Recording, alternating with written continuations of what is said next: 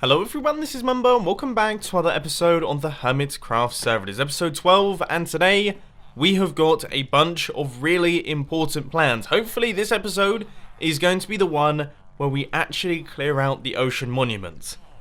I'm a tiny bit terrified, to be quite frankly honest with you. But anyway, to start things off in today's episode, we are going to need to get a whole bunch of things to actually allow us to clear out the ocean monument. So for example, when we go into the ocean monument itself, obviously the sand isn't going to be clearing that, so we're going to have to do that manually using sponges, which means that I need some form of water breathing potion, which means that we need to create ourselves an AFK fish farm so that we can get a bunch of puffer fish, and we also need to create some potion brewing stations. So that's going to be the plan to start things off. And I know AFK fish farms, I quite like them now. Now all of this is going to be happening down at the bottom in this area right here, where we originally built our villager trading station, which we quickly upstaged by creating a massive villager trading station off in the distance. So I'm going to take out all of this, and then I'm going to make some room for the AFK fish farm so that we can actually start building this thing. Oh, that was so close! I am so glad I didn't decide to put lava at the bottom of this thing. Wow!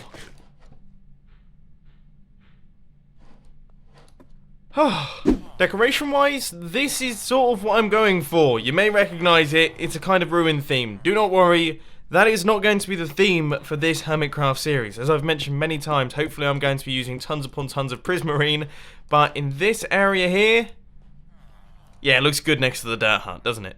Right, so decoration wise, we are now all finished with this area right here. That glass is going to be replaced, that's just how I get in and out of this place. But, I mean, yeah, it looks cool. It's something that I kind of wanted to do very, very quickly without too much thought, and that definitely works. So our AFK fish farm will probably go somewhere up this end, and then I guess our potion brewing stations, maybe we'll build 2, potentially 4, just in some of the walls. As far as designs are concerned, this thing right here is the one that I'm going to be using. It's exactly the same as the one that I've done on a bunch of Hermitcraft seasons, and the reason that I'm not changing is because this one works. It has worked extremely reliably for the past year or so, I would say. So I don't really fancy changing up the design too much. As you can see, we just stand on top of this block, we aim ourselves kind of right about there, and then there we go. AFK fishing with also some tunes blaring as well. This thing is going to be perfect, and hopefully it fits quite nicely in our space. Okay, so as far as I remember, it should be a repeater right here, and then we'll have our redstone torch tower kind of making its way up to the top. And that is going to be that. And then all we have to do is just run a repeater into this block right here. And there we go. We have got ourselves one AFK fish farm built nice and quickly. So there it's kind of constructed into the environment. I think maybe a few blocks going up like this on both sides should help the decoration. Maybe make things look a tiny bit nicer, but there we go. Awesome. Okay, I absolutely love these things. They're ridiculously overpowered. I didn't want to use them in the early days of this Hermitcraft season, but now we're like fully geared up. We have Elytra, we have everything else. We might as well start getting ourselves some awesome enchanted books. So there is the storage system. And now we just have to gather up everything that we need to AFK fish. Well, I must admit I have just got very lucky. Luck of the Sea 3, Unbreaking 3, Lure 3. Now, I'm wondering, how many uses does that have? I can't remember how many it is. I think I might get a few more fishing rods like that, just in case I run out before I manage to get myself a mending fishing rod. Massive thank you to Wells Knight for having tons upon tons of fishing rods from his system. Yes, we can combine these things. We are good to go. And there's an anvil over there. This is brilliant. In terms of our super potion brewing stations, I have gone with a really simple little design right here. It doesn't take any of the potions out of the brewing stand itself. You're going to have to do that manually.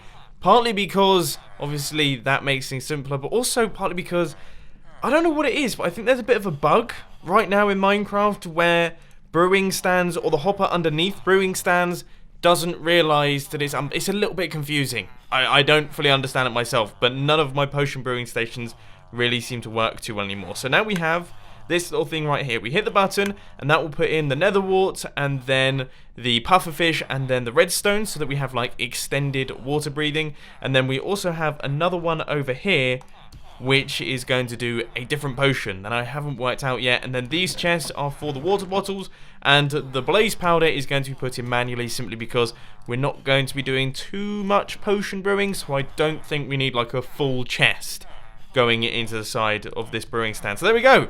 This is the setup that we have right here.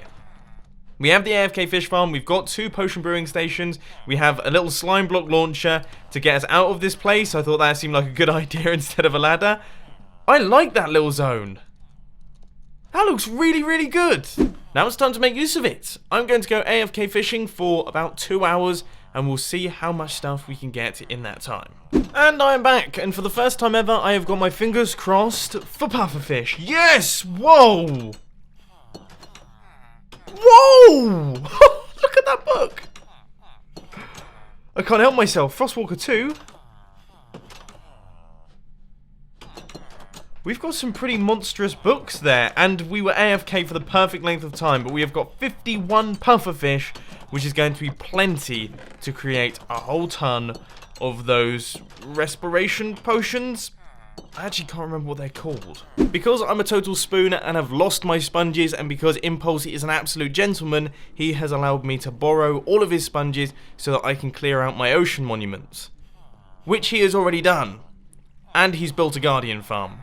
The guy's a champion. I don't know how he does it. So here goes. I'm about to go under, and I'm going to start clearing out the inside of this thing using my sponges. Now, I have to say, I don't know if this is going to be easy or if it is going to be difficult, because quite simply, I have never ever done this before. I am going to be utilizing the good old-fashioned run this whole thing, which is to stop the guardians from basically getting angry at me, but I guess I kind of just have to start going inside and walking around.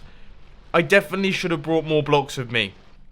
Bringing blocks with me would have been a smart idea.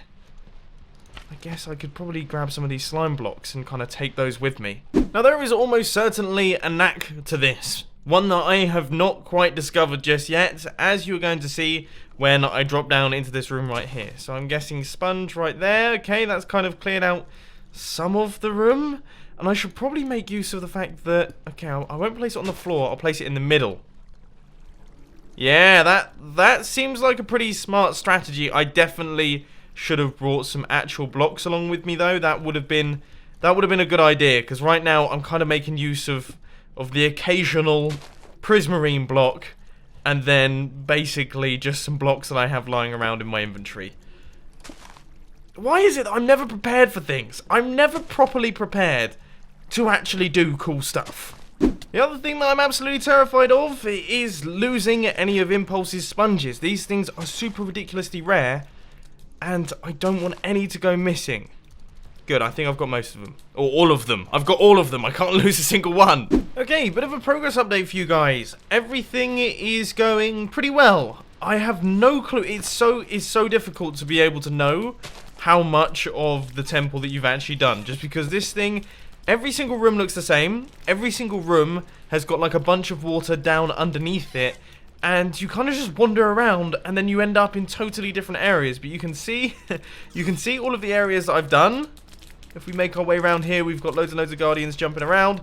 Yeah, I think I'm just gonna keep going through, placing in my sponges left, right, and center, and hoping that I don't miss anywhere. I guess this is a really odd project. I'm about an hour, maybe an hour and 10 minutes into doing this, and I've reached a stage that I personally can't work out, but I have actually just kind of come up with a solution.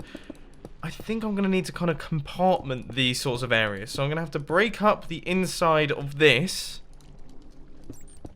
and take them out in zones. I don't know if there's a better way of doing this, but I have wasted probably about 15 of my dry sponges trying to actually clear this out. So that should do that. And then, yeah. Okay, right. I've got the idea now. Now, I think because this process is actually taking a little bit longer than I was first expecting. Believe it or not, I was expecting this to be like a 20-minute job where I just fly through, place all my sponges and go. I think what I'm going to do is a quick third-person time-lapse. Not a third-person time-lapse, a first-person time-lapse, and we'll have a little chat over the top. Let's begin. If I can actually manage to get up there.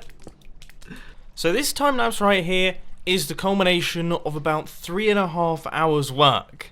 Now, as I said just a couple seconds ago, I really was not expecting this project to be such a big one. I was expecting to just fly through, place all the sponges. I didn't even think, okay, this is how ridiculous this is. I didn't even think I was going to need to smelt the sponges. I thought I was just going to be able to use all 30 and that would be it, and then I could be done. But no, apparently not. And that kind of brings me on to my topic for this little time-lapse chat right here, which is, what do I do when I'm working on big projects? Because, you know, on the Hermitcraft server, I've been working on a handful of different big projects lately, and some of them have been quite repetitive. And I'm not going to say boring, because they're definitely not boring. I still enjoy working towards the goal. So, for example, when I'm doing this clearing right here, if I was literally just clearing it out, yes, it probably would be boring. But I'm thinking to myself, oh, you know, I can't wait to get started on this Guardian farm. I can't wait to kick that one off. So you kind of don't think like that. But at the time, you are doing something very repetitive. You are going into an area, you're placing a handful of sponges, you're then picking up those sponges, going back up to the top, putting those sponges in the furnace, waiting for a little while, then going back and repeating that process many, many times. And you're being blasted by guardians the entire time, which gets increasingly frustrating as you do it. On the face of it, it's quite a boring activity, and to kind of entertain myself while I'm doing this stuff, I have like some methods that I use. Now, it used to be, I used to listen to music.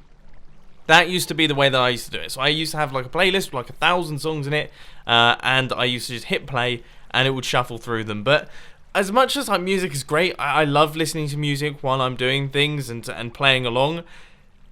It kind of, I don't know, it's not like very interesting. I love music. This is a really strange thing to say. And when I'm driving in my car, I absolutely love listening to music. But it wasn't kind of keeping me progressing. I didn't want to keep listening to it. I was just like, and then I'd get bored of the songs, because obviously you got 1,000 songs, but you know, you can't refresh a full 1,000 song playlist very often. So often the same music would come on and I'd be like skipping stuff, and it would just be a bit boring. So then I started kind of watching YouTube videos while I was doing it, and that's good, but then it kind of takes your attention away from Minecraft. So recently, I've actually started listening to podcasts. Now, podcasts are something that I never really listened to back in the day. I've only recently discovered them in like the past couple months, and they are the greatest thing in the world. Nothing kills like 10 hours of recording a Minecraft video. Nothing kills like the dead zones where you're not really recording. You could just listen to that, and it's interesting, and I'm playing Minecraft and having a great time playing Minecraft. I'm also learning about stuff. And it's so awesome. So I have like a perfect setup right now. It's actually not perfect, and I'll explain why in a second, but it just means that I can record endlessly throughout the whole day, and I can just keep on going. The only issue is that sometimes I get so interested in the podcast that I don't actually want to record a clip. I'm sat there and I'm like, you know, I could probably record a clip right now. You know, I should probably record a clip and do some voice stuff and do a bit of a progress update. But they're talking about something really interesting, and I kind of don't want to miss that. I don't want to pause, which isn't good if you're a Minecraft YouTuber and you rely on recording clips. But that's kind of the way that I do it. The main podcast that I listen to right now is Ear Biscuits by the Rhett and Link, the Good Mythical Morning Crew. It's very interesting. They go like in deep with a bunch of YouTubers. It's cool to hear their backstories, so I would highly suggest checking it out if you're into that sort of thing. But anyway, let's pop back onto the Hermitcraft server after a very long time of sponge placing. Finally, this thing should now all be cleared. I have double checked pretty much everywhere. I've kind of run around the entire thing and I wasn't able to find any areas of water. The chances are, because I'm a complete moron, as you guys know, there will be like massive, I've probably like missed out an entire section of the actual ocean monument itself. But for the time being, as far as I can tell, this thing is now all fully cleared. So because that took so long, I've actually kind of run out of time for today. So what I'm going to do is I'm actually going to start placing in all of the sand, and I'm going to kick this machine into action, and we're going to start filling in this area right here. Gradually, obviously, this thing will begin to fill up, covering up the ocean monument, and also getting rid of all of the water. And I think I should be able to be AFK for around about 14, maybe 15 hours.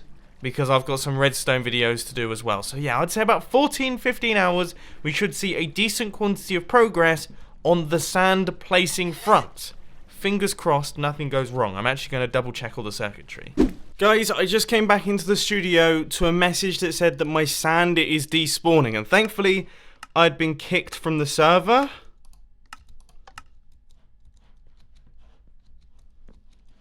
But by the look of things, the system broke.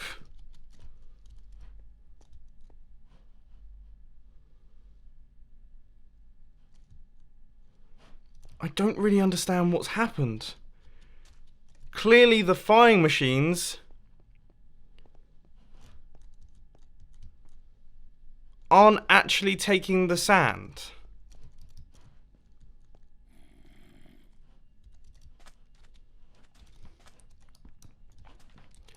That is a bit scary though. The fact that all of the sand is just kind of lying there. I'm going to need to find some place to put all of this.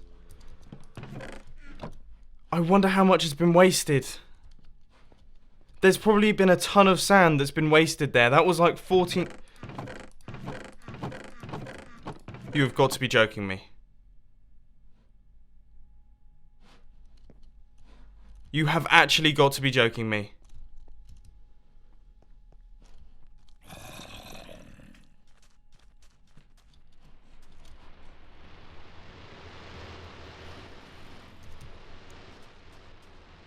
I can't believe this. I actually can't believe it. It happened again. So the observer just kind of stops working and then has stopped.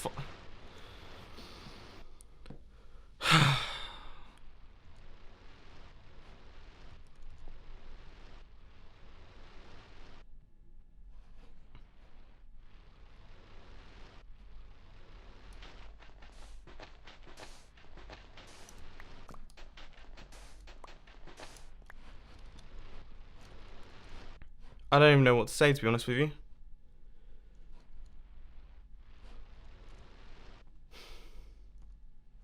I'm really, really upset. I'm really annoyed.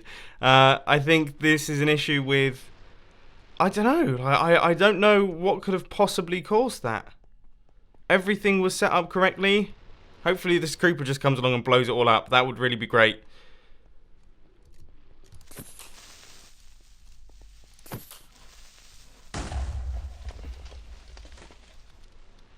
Okay. Well, I'm going to try and work out what the issue is. And then I guess I'll catch you guys in a little bit. Oh, I really don't want to do this anymore. I do not want to do this anymore. It's not... Oh, I'm so frustrated today. I am not happy about any of this. This is not good. Good. Now for some reason all of the flying machines have broken. I honestly couldn't make this up. Like, seriously, what is going on? And I've lost all my food, so I'm actually going to have to go down and try and find that on the ocean floor. Which probably means I'm going to get shot by more guardians and probably die again. I'm venting my anger by setting fire to cows and pigs that have randomly spawned on my island. I have no clue how they've got here. I'm happy that they are here. Because this is very... this is making me feel much better. Okay, I've chilled out a little bit now. I'm feeling just a tiny bit more positive. It's really, really early in the morning, and I wanted to come into the studio today to see a completely filled in, or at least a half filled in Guardian farm. What instead I got was the sand. The sand required to fill in most of the Guardian farm had been used. That was all good. The issue is that it hadn't filled in the sand. It had just dropped it out onto the floor and it had despawned, which isn't so good. It wasn't really bringing a great light to my day. But what I'm doing right here...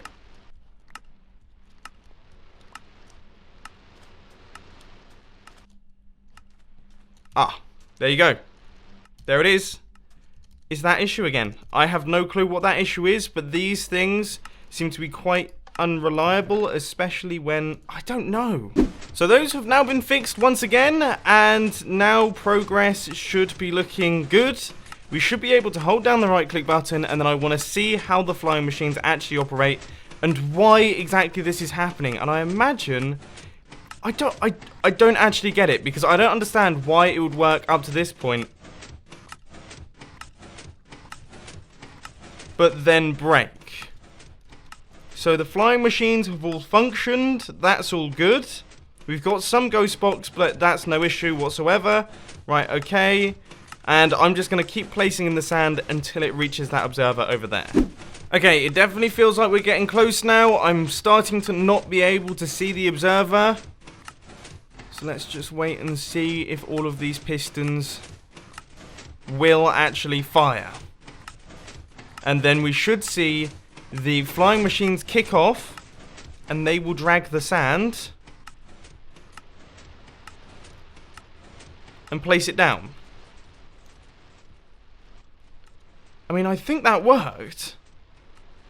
I might have to get the second account on just so I can see exactly what's going on. I don't get it. I don't get it. Okay, so here goes. We're almost there. I'm going to keep placing in all the sand. You can see that kind of caterpillaring its way over to the other side. And then we should hopefully see our flying machines kick into action and pull some sand across and drop it down into the ocean.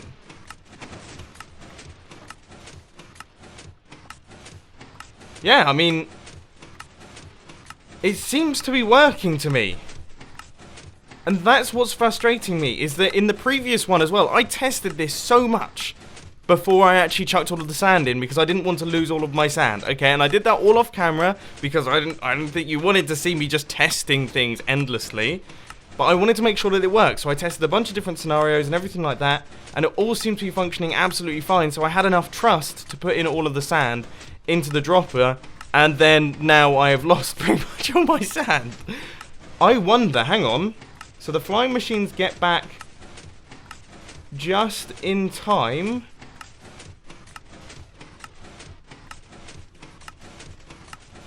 to be sent off again. So here they come, and there we go. It's picked up a bunch of sand, it's dropped it off. Other than the crazy ghost blocks that we're getting right here, there's no issues. Absolutely no issues. I can't work this one out. So I think for the time being, I'm going to leave this one. I'm going to speak to Impulse and Tango and them lot and see if there is genuinely an issue with the design. As in, like, my design, as in my timings and everything like that. I might have got, like, one repeater wrong or something. But I don't know. I can't answer what exactly has happened with this one. But unfortunately, ladies and gentlemen, that is all I've got time for today. I hope you enjoyed this video. If you did, please sure to that like button, and if you really loved it, then make sure to subscribe. But thanks for watching, guys. This has been Mumbo, and I'm out. I'll see you later. Wait, hold up! Hold up, hold up, hold up!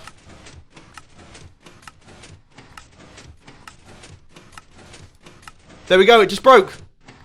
It just broke. It just broke. Right in front of our eyes.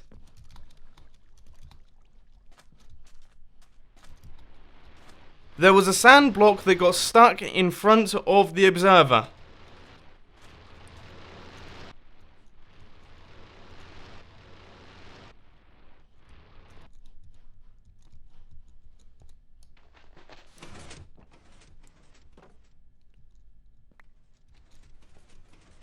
I wonder why that is.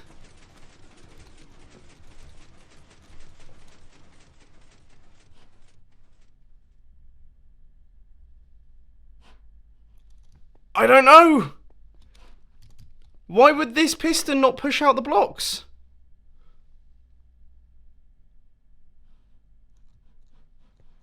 It literally just broke in front of us.